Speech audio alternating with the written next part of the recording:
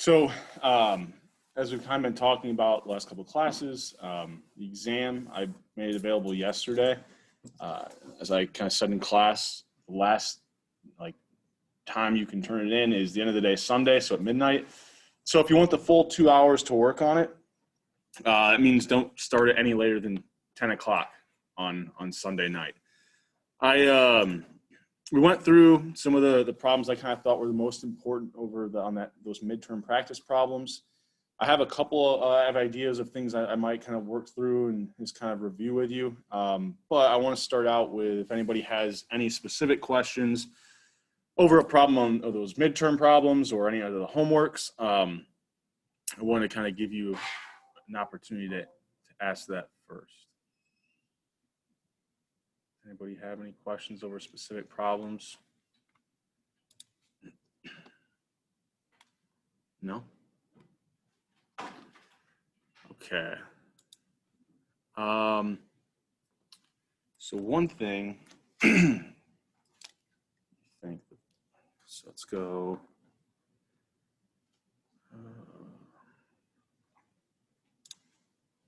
Here. So one thing that might be good to review, wink, wink, is the discussions that we had about ideal standard deviations in different leagues. So I think if I remember right, if we're kind of thinking about the ideal standard deviation, so I don't know, maybe I'll write this out, but ideal, we said that was going to be 0.5 divided by the square root of G, where G is just the number of games. Right? So if we're looking at leagues that have a higher number of games, we would expect their ideal standard deviation to be lower, right? Because if the games go up, then the ideal standard deviation goes down. Right? Also remember, we then talked about I can measure whatever that standard deviation is in win percentages in the league in that given year. But in order to be able to kind of compare across leagues, we needed to find this ratio of the two, right? So how close is my league to that ideal standard deviation, right? And that ideal standard deviation is going to, vary across leagues because they have different numbers of games, right? You can think about if a league increased or decreased the number of games, then even if we saw the same standard deviation win percentage, if they change their number of games, this ratio could change, right? Because let's say that the NFL goes from 16 to 17 games, right? Well, that's going to increase the number of games, which would then decrease that ideal standard deviation. So even if we see the same win percentage in that league, the new ideal standard deviation will be lower.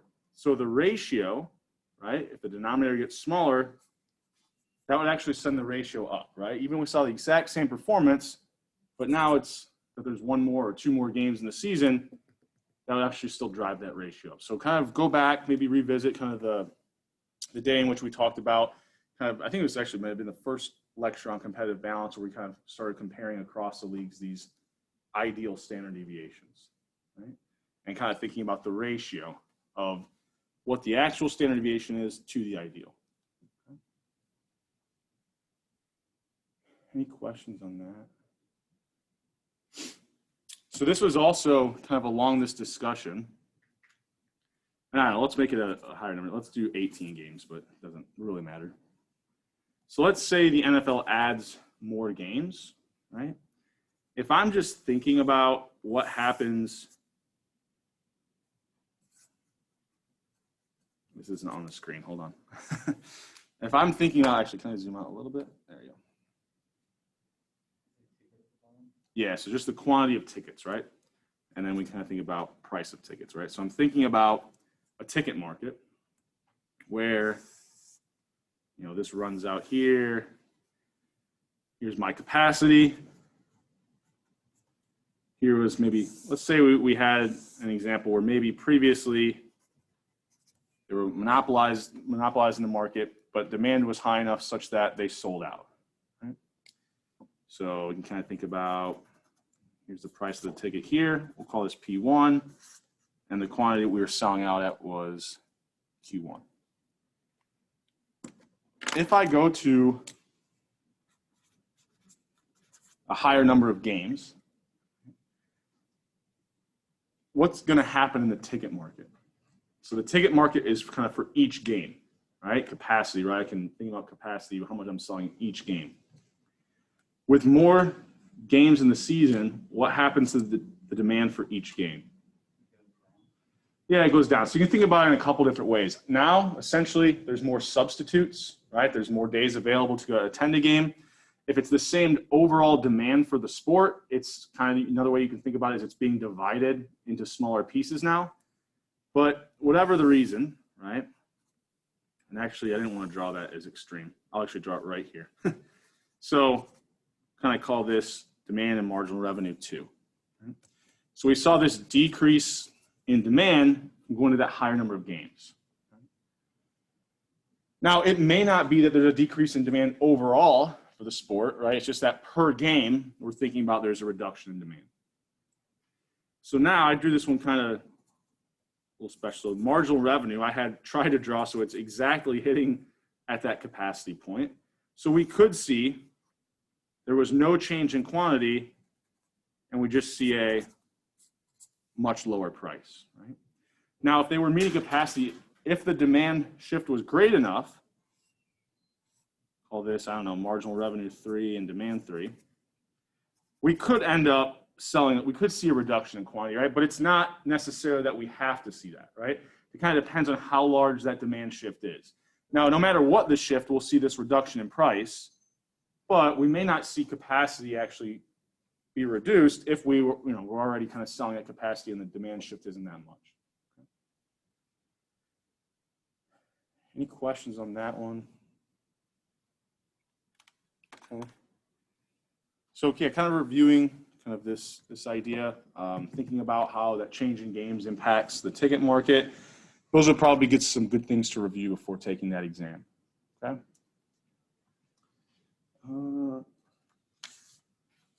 Well, I'll leave this up for a second. Just as I probably had a couple people come onto the Zoom call a little bit late, and people, are there any specific problems or something that anyone has questions on? Leave the chat open for a second to give people. Okay. What's something else that we should kind of make sure we understand? So let's do. If I remember right, we did some stuff with salary caps and minimums last class. I want to think a little bit more about revenue sharing today. So let's say I have a scenario, and I'm thinking about the win market, right? And let's just keep it simple and do a constant marginal cost. Let's say, let's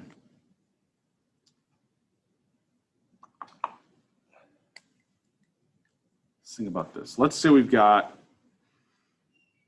no small market and no large market teams, okay? So we don't have any small market and we don't have any large market teams, or every team kind of has the same size market. So we'll have this kind of representative demand curve and marginal revenue curve. Okay. How can I identify maybe the teams that are going to be winning and losing in the league if I tell you that, I don't know, 15 teams are win maximizing and we have 15 teams that are profit maximizing, right? Well, the profit maximizing point is where marginal cost is equal to marginal revenue. The win, sorry, I wrote win here because I was already thinking ahead. This was profit maximizing point. The number of wins for the win maximizing point was out here where the demand curve hit the marginal cost curve, and because we had constant marginal cost, we know that's the point at which profits would be equal to 0. Okay. Now, in this scenario, right, I can think about here's going to be my teams that win more games. Here's my 15 teams that are going to end up targeting a lower number of wins. Okay. So we could have a couple different combinations of things. So let's say I start to propose this idea that the league is going to engage in some revenue sharing, right? and then it's going to take an equal amount from every single team. Right? So every single team, right, same percentage. We said there's no differences in market size, and so the same shift is going to occur in everyone's demand curve. So just having revenue sharing here doesn't really bring these number of wins any closer, right? We said if we had a small and a large market team, that's where that shift in the large market team's demand curve would be greater, right? 50% of a larger number, it's going to be a greater shift. But here, with teams all being the same size, it's almost like we don't have to worry about that, right? Because everybody's going to see the exact same shift. However, I could start to think about I can give out this revenue sharing not to every single team, but maybe I say I'm only going to give it to the team in the lower half of the league. Right? If that occurs, right, then I know that I'm only going to be giving it to these guys right here, right? So they're the only ones facing this average total revenue curve. What will these profit maximizing teams do? Yeah, they're just going to pocket it, right?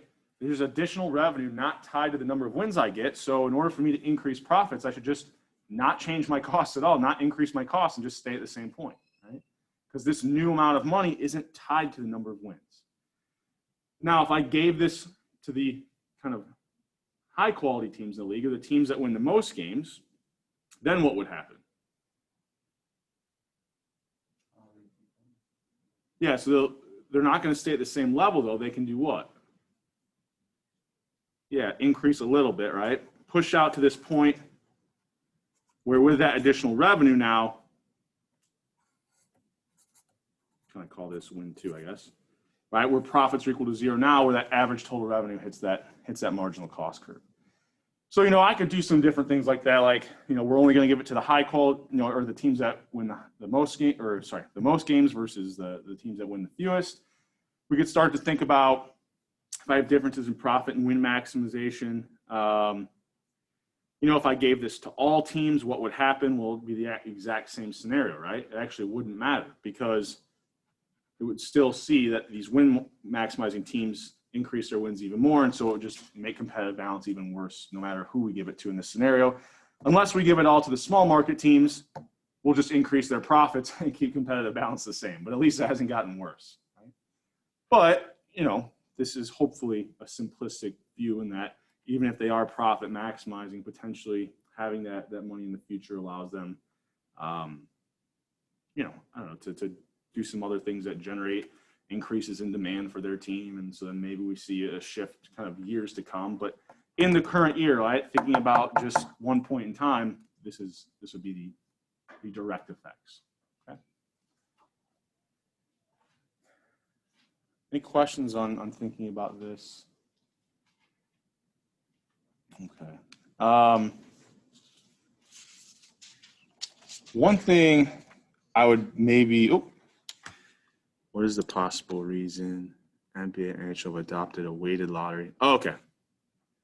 So let's go to, since I said I would take specific questions first. So I think that's on the practice problem. So I think it's a short answer one.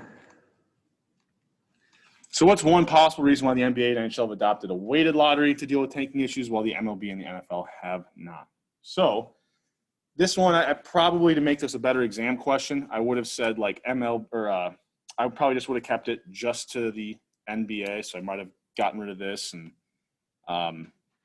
probably even would have just compared it to Major League Baseball. I could have chosen the NFL, either one. But the idea that I kind of wanted to spark with this question is we had somewhat of a discussion, and you can think about why lotteries would even, or draft lotteries would be more important in different sports, right? So if we think about, really what we want is the highest quality players to end up on the lowest quality teams if we're doing these reverse drafts. The problem is if we do that, there's now this increased incentive for teams to lose this year, right? To try to get that high quality player. And so that's where we kind of see tanking come from, right? If I know that I don't have a chance to even make it into the playoffs or win the playoffs this year, maybe I just decide to tank so I can set myself up for the following year, right? So there's an incentive to lose.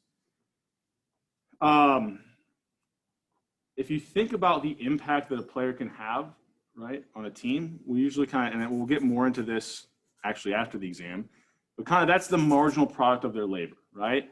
And you can really think about this as the number of additional wins that are coming from that labor, right? How many additional wins am I adding to my team by adding that one player?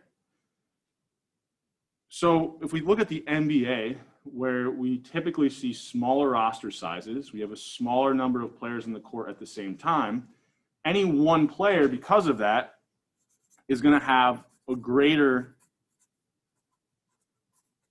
kind of impact on the team, or a higher number of additional wins, then we would likely expect to see, if I can write a W, right, in Major League Baseball, where maybe you could argue that in the position of pitcher, that there's, you know, some pretty high marginal wins per added per player there.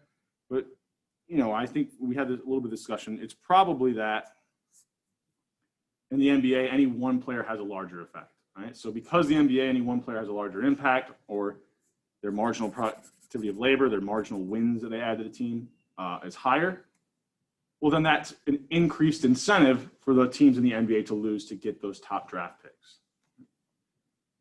Now, you probably could have come up with some other reasons, like when we talked about the reverse draft.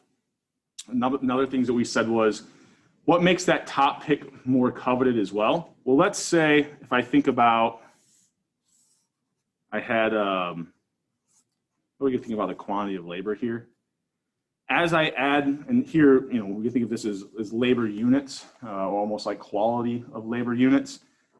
If I were to like just take the best player and kind of plot their marginal wins per labor, you know, marginal wins of that labor, or the number of additional wins they add to the team, the very first player, whoever's kind of the first person added, is going to be the one who's the best. Oh, sorry. And the second one, well, he's going to be the next best. So maybe, right, if I end up graphing this out, maybe this is what that marginal wins per labor curve looks like in the NBA, right? So it's diminishing pretty quickly. If we had a different league where we start plotting these points out, and I don't know, it looks something like this, to where that's not supposed to be upward sloping at the end. I didn't mean to flatten this out, I guess. All right, the idea here is that in the NBA, if it was that talent is diminishing quicker, so like the difference between the first player chosen and the 10th player chosen was a huge gap, whereas in Major League Baseball, the difference in the first and 10th player chosen is not near as large, well, then I'm not coveting that number one pick near as much. So you could have given an explanation, and you not even necessarily have to use graphs here, but you could have said if this diminishing product of labor, right, is quicker, it diminishes quicker in the NBA, well, then that would make that first pick even more coveted, right? Because then the gap between the first and the second, or the first and the 10th, is going to be larger in the NBA than if we looked at kind of MLB or the NFL. Or you could have said the reverse, right? And this is one of those ones where you don't have to have this great institutional knowledge about the leagues, right? As long I'm just asking for what's one reason. So here, if you would have said, you know, I don't know, maybe you labeled this NFL, and this was the NHL in that example, right? So as long as you give me a justification, I'm not grading you based off of whether or not it diminishes quicker in the NFL versus NHL. I don't truly know. I'd have to look at the actual kind of some of the papers that have tried to estimate this. But as long as you give me that assumption that you believe that labor diminishes quicker in the NFL, then I'm grading you based off of what you say after that, right? And that if it's, you know, diminishing quicker in the NFL, that would cause the first pick in the draft to be more coveted, which would, you know, incentivize tanking. Then that's a fine answer, even if this isn't correct, right? So it's more about that discussion of the economic principle that I kind of grading you based off. You make a statement that's not quite true when you're comparing leagues. That's not. I'm not looking for like institutional knowledge, right? And if there's anything like this too that I'm looking for specifically, like maybe I want you to know, I might start you out with assume these things are true, that the, you know, diminishing product of labor diminishes quicker in the NFL than the NHL. Assume that any one player has a higher kind of or adds a higher number of additional wins in the NFL versus the NHL. Like, I'll give you that information, that problem is left a little open-ended in those practice problems, but it would be a little bit more directed on the exam, okay? I would kind of start out giving you the assumptions so you don't just have to kind of come up with them. Oh yeah. Any questions on that one before we keep moving? Yeah, so the one that I did say that I was going to do today with certainty was number 9 here. Also, if there's any audio issues on Zoom, let me know. I had some earlier today, but I think I got them fixed. So let's say we've got this scenario. Got what? 2 college teams, and they're spending, if they spend the same amount, $5 million on their football programs, both will earn revenues over that year of $10 million. Right? However, if one team spends an additional $2.5 million, then it raises its revenues by 5. Right? So this gets a little bit tricky, and then we kind of have some other stuff. But I want to set this up first before we get the entire thing out. So I'll eventually blow this up, but for right now, I'm just going to have it down here in the corner so we can kind of see the words and then see how I'm building this matrix. So we've got 2 teams here. We weren't given names, but you got to think about here. I'll do team A and team B. And they both have 2 options, right? They can spend $5 million, or if they spend an additional 2.5 compared to that 5, so you kind of think about here, or I could spend $5 million, right? $5 million, or spend that additional 2.5, making it $7.5 million. Okay? So I start out with the 2 players, and then kind of the 2 different decisions that they can make. So the probably easiest one is if they both spend the kind of current amount, which was $5 million, they're going to earn revenues of 10. Right? So when you think about payoffs, and I guess probably would have, it's always good to assume this, but I probably should have even thrown in, since we've got win maximizing as options and other problems, assume that these are profit maximizing schools, right? So they're not just going to kind of be focused on revenues. They're worried about profits, right? So we've got 10 million in revenues. All right, so we think about the payoff under this scenario. Each team is receiving 10 million in revenue. So total revenue minus total costs of 5 million. Oh. Okay. So we can think about the profit here for both teams is $5 million. Okay. We're then told if one team spends an additional 2.5, so one team spends 7.5 million, then they can increase their revenues by 5. Right? So the one that increases their costs will increase revenues by 5. So I can think about here, if team A doesn't increase what it's spending, but team B does, and here's where I'm going to blow this up so we can see a little bit easier. So now if I'm thinking about this upper right box and determining what the payoffs are there, well, for team B, they spent 7.5, right? So their total costs are 7.5. Their total revenue, though, was said that it raised revenues by 5 million. So now we can think about they've got 15 million, making profits 7.5 million. Right? So I'm going to write team B's payoffs, and I'm going to stop writing dollar signs to save myself some room. In that second spot, right? Team B and then team 1 or team A is in kind of that first spot. So what would team A's payoffs be up there? Well, the problem also said the team that doesn't increase their spending loses 3 million in revenue. So instead of 10 million, they're now only going to receive 7, but they kept their cost the same. So their payoff here would be 2 million.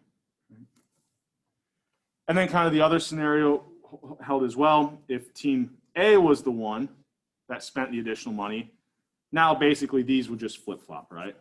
Now team A is going to be the one who's earning 7.5 million, and team B is the team that gets 2 million. Okay. Any questions up to this point? I'm gonna go back to the Word document here in a second. Okay, and then the final one we had was, well, what if they both spend the additional 2.5 million? Well, then there's no change, right? They basically just like kind of cancel each other out, right? So here where they're both spending 7.5, now if I think about profits of either team, well, they're now only still receiving 10 million, but now they're spending 7.5.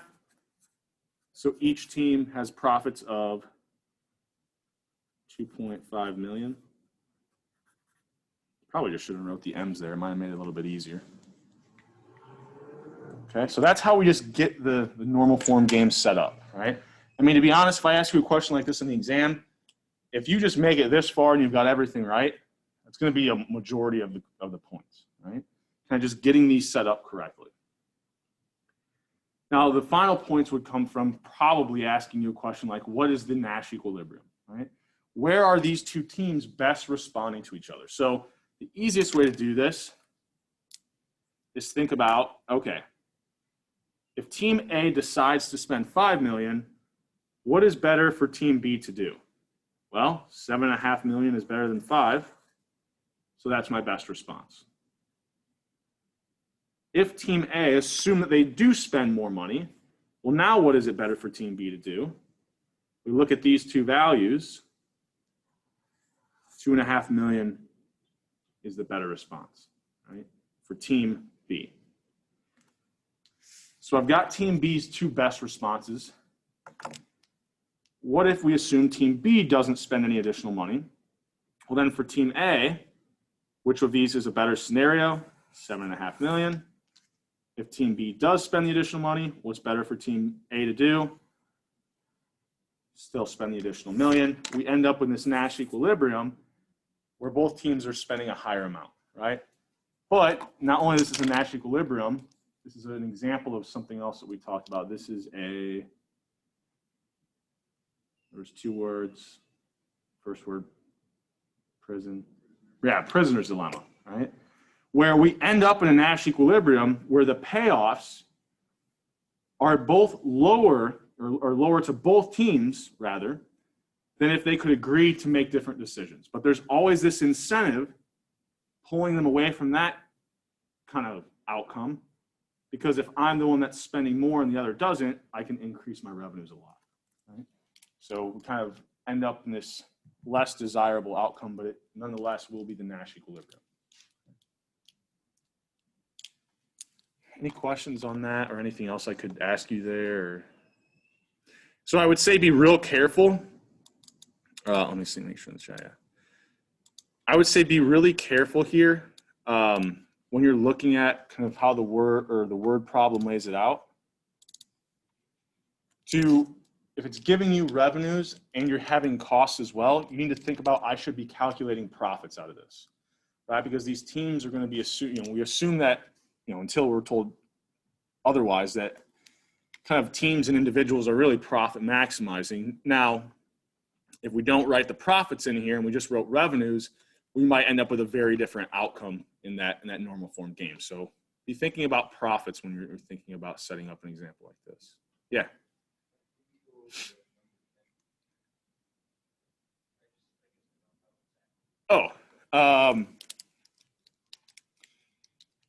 So I think I touched on this maybe a little bit last class, but the idea there is we want to think about the invariance principle. So this was the idea that it doesn't matter who owns the rights to a resource, in this case, who owns the rights to labor. Whoever values it the most, or whatever team values it the most, will be the one that ends up paying the most to get it. Right? Now, the only way this breaks down is if we have transaction costs, right? Because then even if I value something highly, now it's not just the price to obtain that resource, it's the price plus, almost you can think about it like a tax, right? Or this additional cost that's now kind of entering into the equation as well. But with low transaction or zero transaction costs, that invariance principle tells us it doesn't matter if there's only one team that has the rights to sign a contract with that player, or if we have free agency, right? In both scenarios, the team that values that player the most will be the one that ends up with them, right? And with free agency, it's easy because if you have a player and he's bargaining with 30 different teams, you know, to how much he wants to get from them, you know, whichever team gives him the best offer is the one that he'll sign with. If in terms of when we say best offer, it's easy to think about this just in the dollar amounts, but right, that could be a combination of, you know, money and where the city's located, right? So kind of the total utility, right, to that player. So whatever team can offer the highest utility to that player, that's going to be the team that ends up with them, right? And the team that's going to be willing to offer the most, well, I'm only going to be willing to spend a bunch of money on you if I believe that you can bring in just as much or not more additional revenue. So whatever team thinks he can bring in the most additional revenue is going to be the one that's willing to pay them the most up to that point. With the reserve clause, right, you can't, there's no, you know, free agency there. You can't just sign with every team. But if you're currently on a team that doesn't value you very much, and there's another team that comes in and is willing to trade for you because they value you more, well, they're going to be able, you know, whatever team is going to end up trading for you is the one that can come in and offer the most to the current team you're on. So it's a little different because now the player's not getting the additional resources, right? These resources are being given to the team in order to trade the player. Right? So we still end up with the player on whatever team values him the most. It's just with the reserve clause, right? The teams end up with additional money, right? Whereas when we have no reserve clause, free agency, the player ends up with the additional money. And we went through, hold on. Oh, I switched it back over. My brain's not thinking. I think I touched on last class, if we can get the dot cam back up, that if we want to think about monopsony power, this really kind of solidifies the story. So say we've got the demand and supply curve for labor, got wages up here. We said the monopsonist, and right, with the reserve clause, that was where we saw monopsony power, because now that's the only team that can demand labor from that player, the only team that can kind of sign a contract with him. So they now have monopsony power. We said they'll choose the quantity of labor, or kind of units of labor, wherever the marginal expenditure hits the demand curve, but that the wage that they'll offer the player would be wherever that point is at, wherever that, call this Q star, wherever that optimal quantity point is at on the supply curve. Because we know to supply this many units of labor, this is the last wage they would take, right? They would take any wage above that as well, but that would be the last wage they take. So relative to when we don't have a monopsony, and the equilibrium point was just where supply is equal to demand, so we'll call this WM down here. Under a monopsonist, right, the player was receiving a lower wage, right? So the player's not getting the resources even when they're traded. It's going to be the teams that are getting these additional resources. But that kind of is echoed through just our basic understanding of the monopsony model, where we see players receiving lower wages.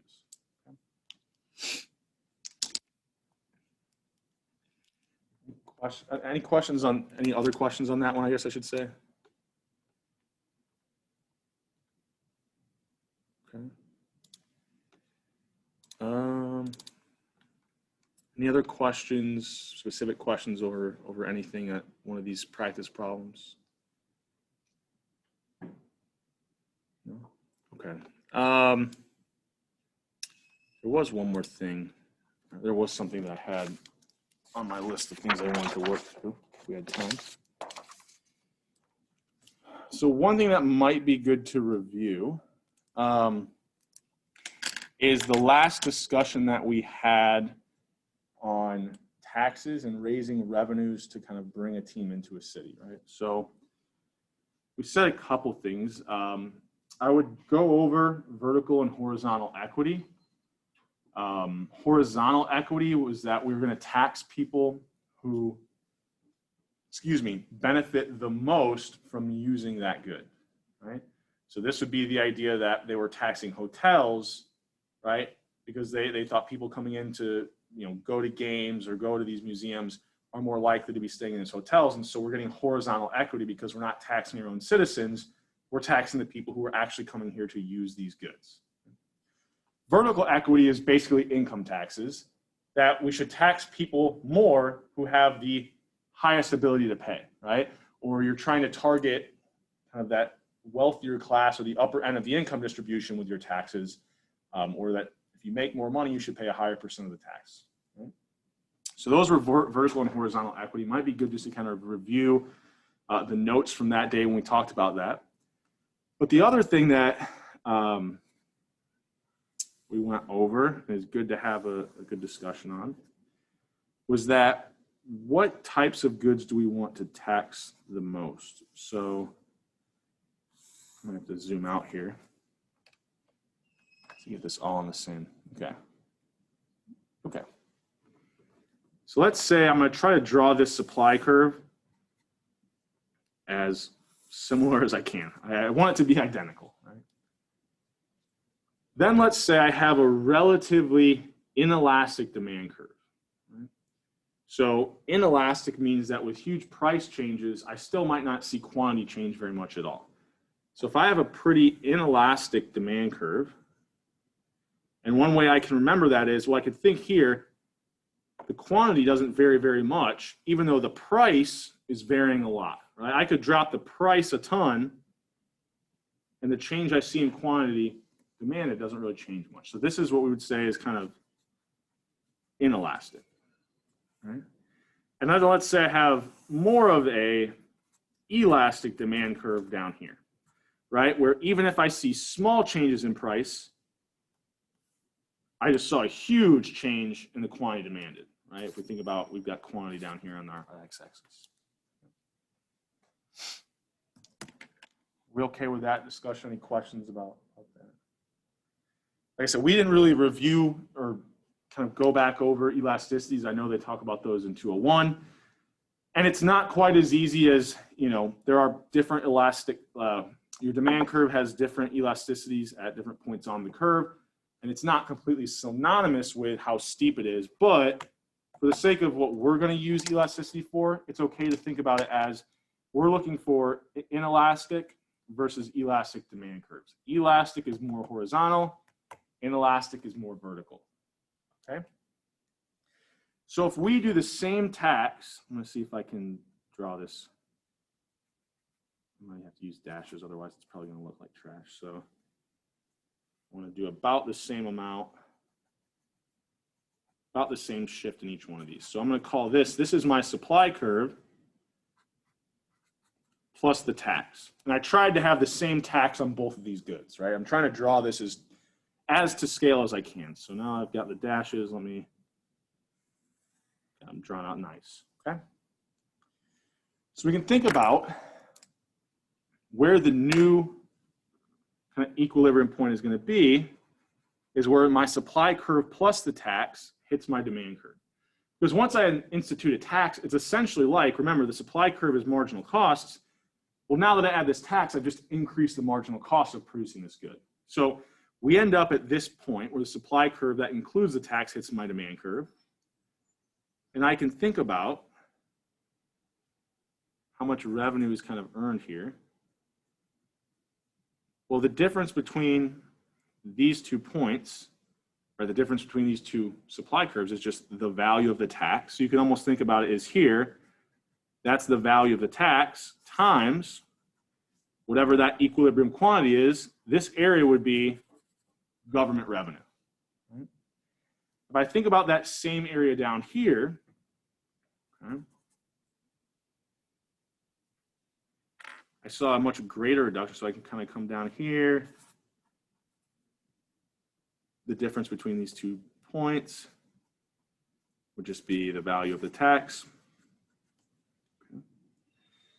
So I can't say much in terms of, unless I have some actual numbers here, what is government revenue going to be here versus with the inelastic here. Now, we would expect, if I drew this more maybe if I exaggerated this a little bit more, we could think about it's how do I want to say this? So it's not, it kind of depends on the overall level of demand for where I can raise the most revenue. But what I can say with certainty is, because demand is relatively inelastic, I at least know that my deadweight loss for these inelastic goods is going to be relatively small compared to that deadweight loss, right, for an elastic good. So I can't make a definitive statement about revenues, but I can say something about which of these types of goods would be best to tax for society, in the sense that society loses out on more surplus by taxing an elastic good, and it ends up with kind of less of a surplus lost if I'm taxing the same amount of the tax, right, the same increase, but do it for an inelastic good.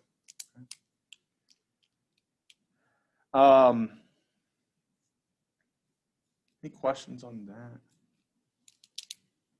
I think the only other thing related to kind of that tax discussion I would maybe go over and look back and review is, remember we said that one way that cities will raise money is through bonds, right? So even if we assume that we have the same supply for corporate, so we'll call this supply for corporate and supply for municipal bonds, that the demand curve, so let's say this is the demand for corporate bonds, at the same quantity, somebody would be willing to pay more for a municipal bond because it's tax-free. So the municipal bond we knew was going to have, at every single quantity, right, someone's going to be willing to pay more. Someone's going to be willing to pay more. And we actually would have a higher demand curve for those municipal bonds, which, you know, this is pretty basic model. I mean, supply and demand model. We could compare people be willing to pay higher prices and they'd be willing to buy more of them. We think about for the city, this is how they're raising revenue. Well, they want as high of a price and quantity, as equilibrium price and quantity, as they can get to raise the most revenue. So the difference there between corporate and municipal bonds was, because municipal bonds were tax-free, holding that same bond, they both return $50. The municipal bond, I get $50. The corporate bond, I think I pay something like 28, 30% taxes on, right? So I don't actually get to keep all the 50, so I'd be willing to pay less for that type of a bond. That might come in handy on the exam.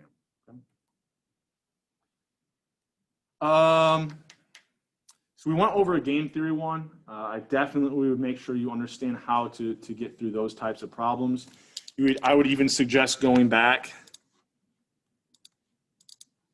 and we can now see on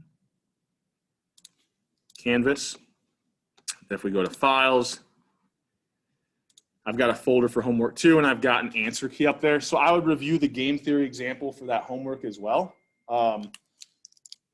And really, just because I'm not going to have time to get you all feedback on your homeworks prior to you taking the exam, I would suggest another good study tool is, even if you felt pretty comfortable, go through that homework number 2 answer key, right?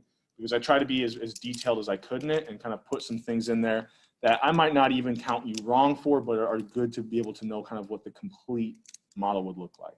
Okay. Any other questions on specific problems, or any general questions about the exam? One thing that I did want to mention, where's student view? I have to go to home first. Yeah, I just don't want you to, I don't want to click on it and accidentally have, okay. So here's kind of the preface to the exam. So hopefully everyone who was getting on, you know, if you have already taken it or you're planning on taking it, reads the instructions, but I just want to make sure I highlight the instructions here. I've already discussed, you know, it's an hour and 20 minutes, the amount of points that come from both the short answer and the multiple choice. When it's due, right? 2 things I want to mention that are in the instructions as well is, when it comes to the short answer questions, show me all your work. Show, like, as much as you can think of, you know, don't try to give me detailed answers. Like, the more detailed your answer is, I usually can, if it's not completely right, find more in there that I can give some partial credit for, right? If you start to answer things like with, you know, let's say I ask you to calculate dead weight loss. I give you some actual equations for demand or whatever, and I want you to calculate dead weight loss. If you just write down the number 400 and it's wrong, I don't know what, you might have just picked 400. I don't know if you did anything remotely correct, right? But if you set up even a graph or you at least try to show me some equations that you were working through, I can usually tell, oh, they were trying to plug quantity back into the supply curve to find this point, or whatever the case is. I can give you a little bit of partial credit because I can see that you were at least on the right path, right? You had pieces of the puzzle, you just didn't quite end up with the correct answer at the end. And especially this helps when you make just a really stupid computation error, like hit divide instead of multiplying your calculator or something. Well, even if that number is way wrong, I can see every other thing that you did. You had every equation set up perfectly.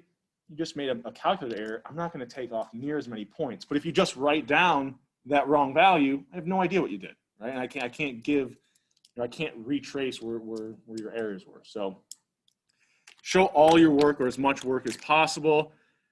And then I don't think there should be any problems because I tried not to use the equation tool in here.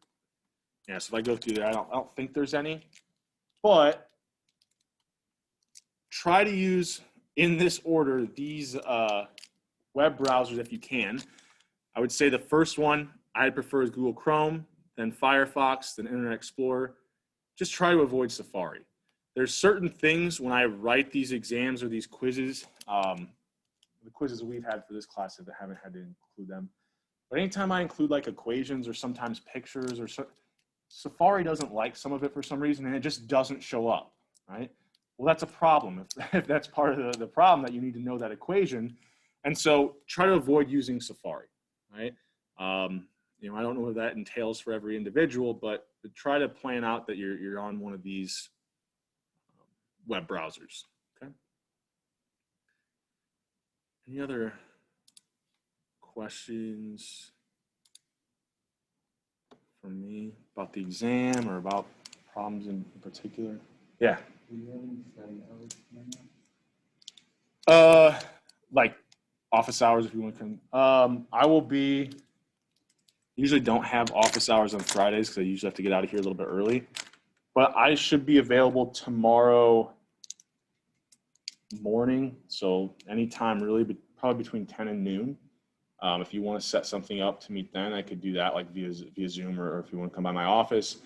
Other than that, I might be able to, I'll be checking I'll be able to respond via email, but in terms of like actually having a meeting, yeah, probably late tomorrow morning is going to be kind of the only time slot available. So. But if you have, like I said, if you have any questions even over the weekend, I'll try to keep an eye on my email and get to you as soon as I can. No. Yeah, I will be almost in Michigan by 4, so. Any other questions on this? Okay. All right, there's no more questions on Zoom. I'll probably call it there, end the video here, but I will leave it up in case you had a quick question that you just wanted to ask. I don't know, I didn't want to ask during class. I'll leave this up. Okay, so good luck to everybody as you're just taking the exam. Like I said, I'll be keeping an eye on my email and trying to respond as quick as possible if you have any last-minute questions. Other than that, I will see you guys then again on Tuesday, okay?